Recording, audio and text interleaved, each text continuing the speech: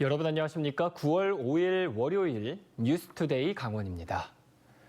백두대간 보호지역에 펜션 하나를 위한 농어촌 도로가 특혜 의혹과 함께 붕괴 사고까지 났다는 보도 전해드린 바 있는데요.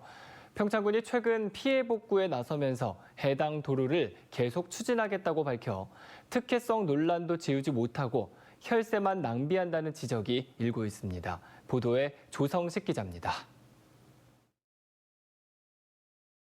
한반도의 등줄기 백두대간에 개설되는 평창의 한 농어촌 도로. 포장 공사를 하던 중 내린 비에 도로가 맥없이 무너졌습니다. 가드레일과 옹벽이 포탄을 맞은 듯 떨어져 나갔고 300kg에 달하는 콘크리트 블럭들이 80m 아래 군도를 덮치는 아찔한 사고도 발생했습니다. 붕괴된 도로는 펜션 한 곳을 위한 진입도로라며 마을 주민들이 특혜 논란을 제기한 바로 그 도로입니다. 추가 붕괴도 우려되는 상황. 최근 평창군이 산림청 허가를 받아 훼손된 백두대간 보호구역에 대한 복구 작업에 나섰습니다. 그런데 해당 도로 개설 사업도 계속 추진한다고 밝혀 논란이 일고 있습니다. 최초 설계 때도 하지 않은 토질 조사를 새로 실시하고 이를 통해 적합한 공법을 찾아 농어촌 도로 공사를 마무리한다는 계획입니다. 당초 사업비는 3억 원이었는데 공법을 정하기 위한 토질 조사와 붕괴에 따른 구조 안전 진단, 여기에 복구비까지 사업비가 얼마까지 불어날지 평창군도 예상하지 못하고 있습니다. 주민들은 이용도 하지 않는 도로에 혈세만 낭비하고 있다며 분통을 터뜨립니다. 입구에서 잠수 잠궈놓고 주민들도 출입도 못하게 하고 자기들 개인 사유화하려고 딱 하는 거. 펜션 운영하려고 하는 업자들 도와주는 것뿐이잖아요, 근처에서. 또 무리한 도로 개설로 환경을 훼손하고 주민 안전까지 위협하고 있지만 평창군은 이미 시작한 사업이라 어쩔 수 없다는 입장만 고수하고 있습니다. 이제 2차 피해를 방지하기 위해서 무조건 해야 되는 부분이고 그 건의해 주신 부분으로 해서 이제 시작이 됐던 부분이니까 일단 그분하고도 의견 조율이 좀 필요한 부분이고 그 예산 관련해서는 현재로서는 확정된 건 없습니다. 특혜 논란이 가시지 않은 농어촌 도로를 강행하는 것도 모자라 더 많은 예산을 투입하겠다고 나서는 평창군의 행정이 펜션 주인에게 무언가 약점을 잡힌 것 아니냐는 지적도 나오고 있습니다. MBC 뉴스 조성식입니다. 강원FC 홈구장을 어디로 정할지에 대한 전용 축구장 건립이 뜨거운 감자입니다. 클럽하우스가 있는 강릉과 동계올림픽 전후부터 홈구장이 있던 춘천에 이어 최근 원주까지 유치 의사를 밝히면서 과열 경쟁이 우려되고 있습니다. 김형호 기자가 보도합니다. 강원FC는 출범 초기 강릉시 강남축구공원 클럽하우스에 입주하며 강릉 종합경기장을 홈구장으로 운영해왔습니다.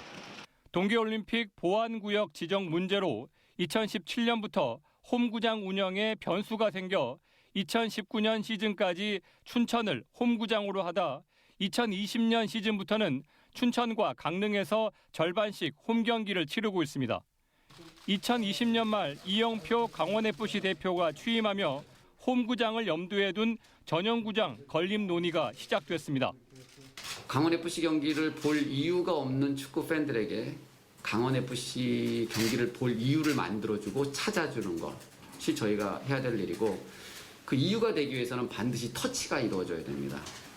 가장 먼저 물꼬를 튼 건 춘천시였습니다. 이영표 대표는 춘천 캠프 페이지를 지목하며 러브콜을 보냈는데 춘천역과 가까운 위치에다 대형마트와 문화예술 공간을 함께 조성할 수 있는 입지 여건을 장점으로 꼽았습니다.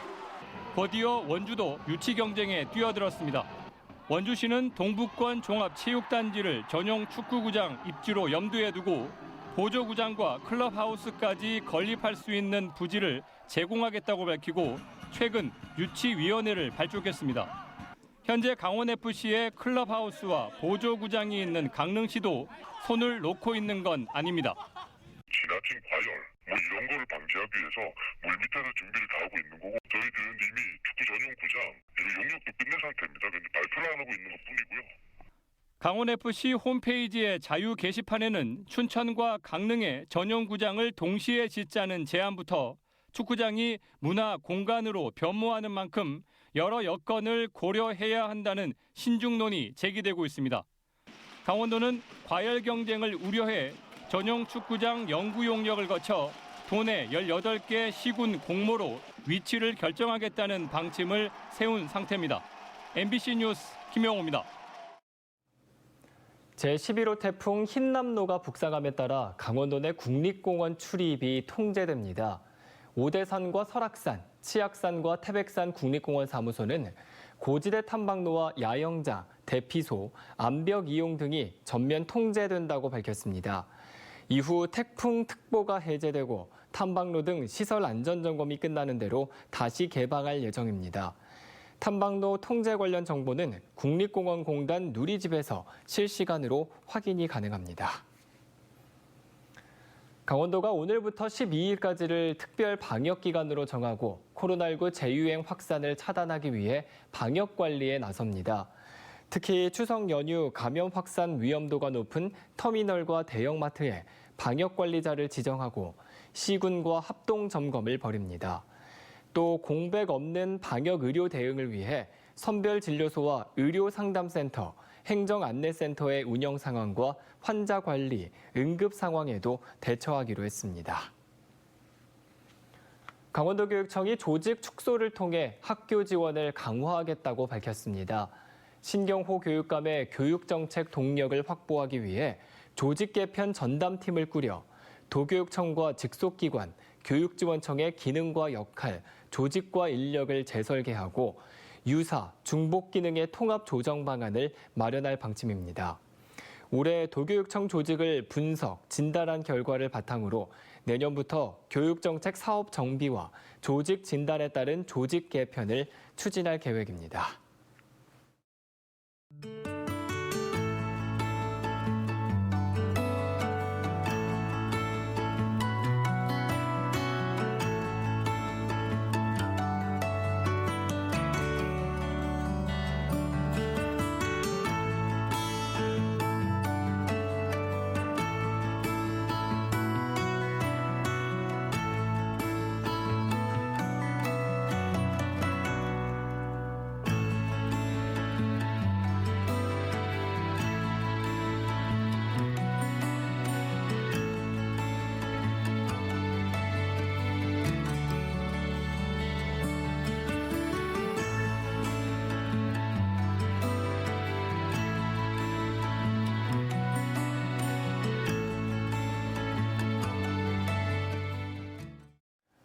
추석 연휴 기간 동안 강원도와 도내 시군들이 종합대책 상황실을 운영합니다. 강원도는 연휴 기간 동안 각종 사고에 신속히 대비하기 위해 상황실을 운영한다며 강원도와 시군, 유관기관 간 비상연락체계를 유지하고 사고가 발생하면 함께 대응하기로 했습니다. 비상대기 인원은 강원도가 267명, 시군에서 116명으로 모두 380여 명 규모입니다. 강원도 소방본부는 최근 3년 동안 9월 중 자연재난으로 인한 구조 건수가 800건 넘게 발생했다고 밝혔습니다. 이 중 52%를 넘는 460건이 태풍으로 인한 구조였고 강풍 165건, 급배수 신고 건수도 110건으로 집계됐습니다. 또 태풍이 발생했을 때 교통사고 위험은 평상시에 2배가 넘는다고 밝혔습니다. 이에 따라 소방당국은 태풍 안전주의보를 발령하고 화재와 시설물 붕괴 등 각종 사고에 대비할 방침입니다. 강원경찰청은 오늘 12일까지 추석 연휴 특별 교통관리를 단계별로 추진합니다. 이에 따라 추석 연휴 전까지는 전통시장과 대형마트 등 유동인구가 많은 지역을 중심으로 혼잡 구간의 교통관리를 할 방침입니다. 또 연휴 기간인 오는 8일부터 5일 동안 주요 고속도로와 국도 지정체 구간에서 암행순찰차와 이동식 단속 장비를 동원해 음주운전 등 위반 행위를 집중적으로 단속할 계획입니다. 강원경찰이 최근 3년 동안 마약 사범 1,000명 이상을 검거한 것으로 나타났습니다. 강원경찰청은 2019년부터 지난해까지 양귀비와 대마, 필로폰 등 마약류 범죄와 관련해 1,036명을 검거하고 131명을 구속했다고 밝혔습니다.